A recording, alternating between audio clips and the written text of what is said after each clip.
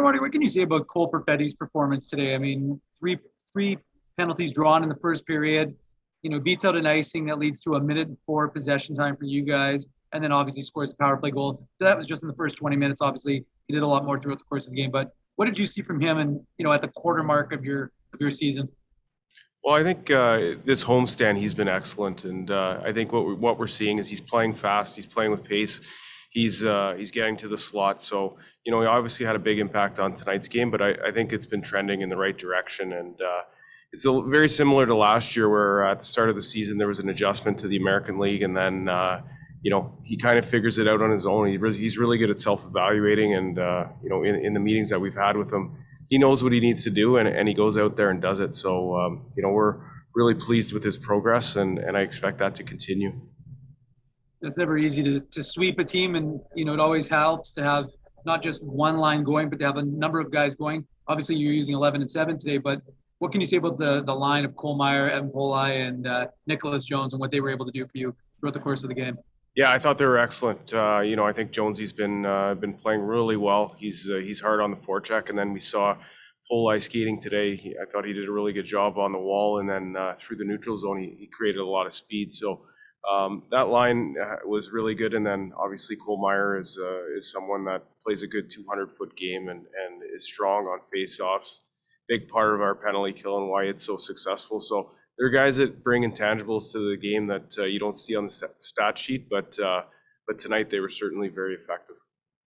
You talked about the special teams, and you guys are now the second best penalty kill in the AHL, and you have the top 10 power play. So just how impactful is that when you have, Coach Mark Morrison was talking about it yesterday, about the idea of how fresh you keep your guys on the penalty kill, just to keep it fresh and have the legs to be able to kill so many. So how important has that been for you guys, and what are you seeing that seems to be working so well for your team?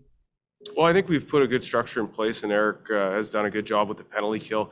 And with the success that we've had, there's a quiet confidence about our group. We don't take a penalty, and then there's no sense on the bench that we're tight or worried or concerned.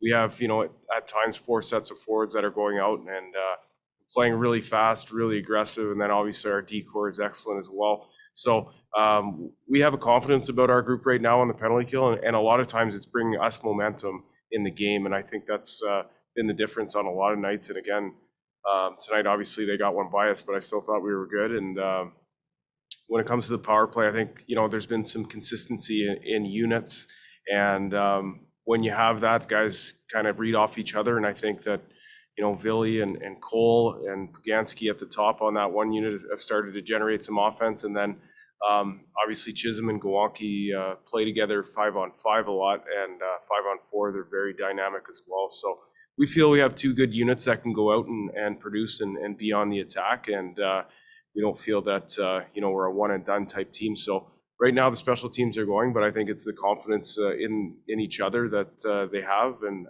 I think that comes from Mark. He instills the belief in each other, and to go back out and feel good about yourself, even if things don't go well. So, we're in a good spot right now, but we also want to build on it. Last one from me, Marty. Just, you guys had such a good group last year, and part of the fun that everybody was having was the winning.